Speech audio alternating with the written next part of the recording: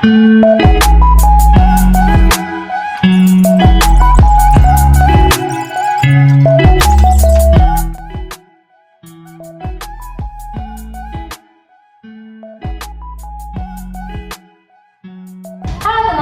jadi pada video ini kami akan menjelaskan sebuah materi mengenai demokrasi pada masa Orde Baru.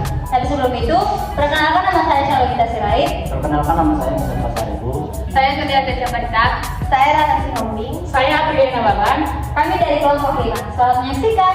Video ini kami akan menjelaskan beberapa poin-poin penting yang akan kalian dapat mengenai materi demokrasi pada masa Orde Baru. Pemerintahan pada masa Soeharto dikenal sebagai Orde Baru dengan konsep demokrasi Pancasila. Visi utama pemerintah Orde Baru ini adalah untuk melaksanakan Pancasila dan Undang-Undang Dasar tahun 1945 secara murni dan konsekuensi dalam setiap aspek kehidupan masyarakat Indonesia. Dengan visi tersebut, Orde Baru memberikan harapan bagi rakyat Indonesia, terutama berkaitan dengan perubahan-perubahan politik. Dan selanjutnya dilanjutkan oleh teman saya, Michelle.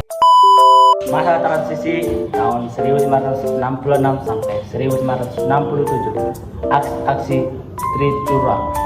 Naiknya Letnan Jenderal Soeharto ke kursi kepresidenan tidak dapat dilepaskan dari peristiwa gerakan 30 September 1965 atau G30 SPKI.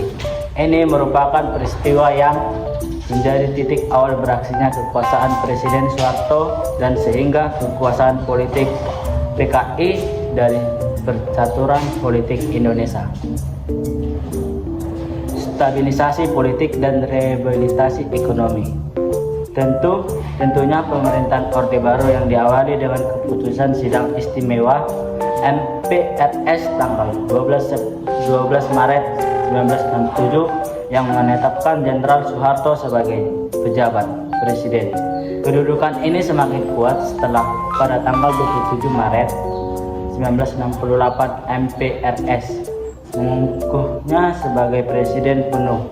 Mengukuh tersebut dapat dijadikan indikator dimulai kekuasaan Orde Baru. Setelah itu, saya akan serahkan dengan kawan saya Sonia. Stabilisasi politik dan keamanan sebagai dasar pembangunan. Orde Baru merancang berbagai konsep dan aktivitas pembangunan nasional yang berorientasi pada kesejahteraan masyarakat. Langkah pertama melaksanakan pembangunan nasional tersebut adalah dengan membentuk Kabinet Pembangunan 1 pada 6 Juni 1968. Program Kabinet Pembangunan 1 dikenal dengan sebutan Pancarida Kabinet Pembangunan yang bersesi 1. Menciptakan stabilitas politik dan ekonomi sebagai syarat mutlak berhasil pelaksanaan rencana pembangunan 5 tahun atau repilita dan pemilihan umum atau pemilu. 2. Menyusun dan merancang repilita. 3. Melaksanakan pemilu selambat-lambatnya pada Juli 1971. 4. Mengembalikan ketertiban dan keamanan masyarakat dengan mengikis habis sisa-sisa G30 atau S atau PKI dan setiap bentuk rongrongan penyelenggaraan serta pengkhianatan terhadap Pancasila dan Undang-Undang Dasar 1945 dan melanjutkan penyempurnaan dan pembersihan secara menyeluruh aparatur negara baik di pusat maupun di daerah dari unsur komunisme. Dilanjutkan oleh saya Shalogita Sirait. Rehabilitasi penyeragaman.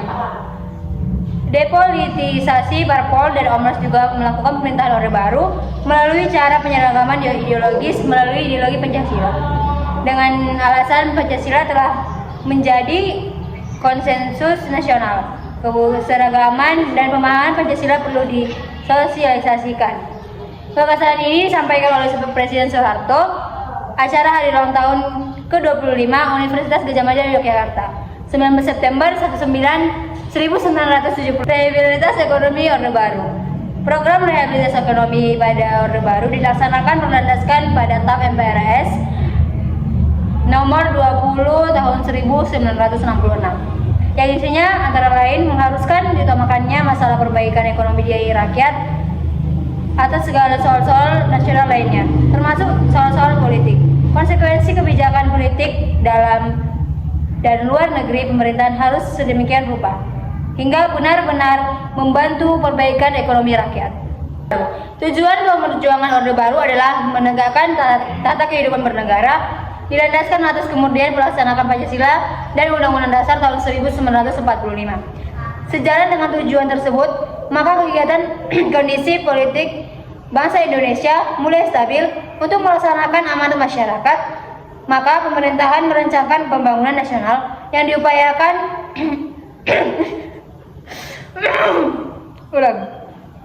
Sejalan dengan tujuan tersebut, maka kondisi politik bangsa Indonesia mulai stabil. Untuk melaksanakan amanat rakyat, maka pemerintahan merancangkan pembangunan nasional untuk diupayakan melalui program pembangunan jangka pendek maupun jangka panjang. Pembangunan jangka pendek dirancang melalui pembangunan 5 tahun atau PLITA yang di dalamnya memiliki misi pembangunan dalam rangka mencapai tingkat kesejahteraan bangsa Indonesia. Konsekuensi pertumbuhan ekonomi yang tinggi diakibatkan pelaksanaan pembangunan tidak akan bermakna apabila tidak diimbangi dengan pemerataan pembangunan. Oleh karena itu,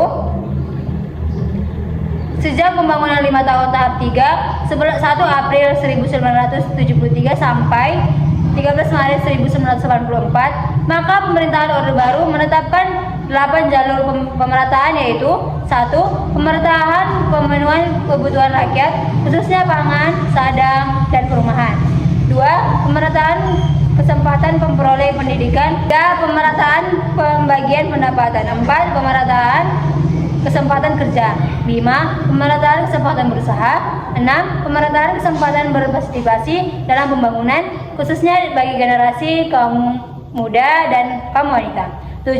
Pemerataan penyebaran bangunan di seluruh wilayah tanah air. Dan 8. Pemerataan kesempatan memperoleh keadilan. Jadi sekian dari penjelasan kami, dan kesimpulan akan dijelaskan oleh saudari saya Rahel. Yang dapat kita ambil sebagai catatan penutup dapat dikemukakan beberapa kesimpulan sebagai berikut.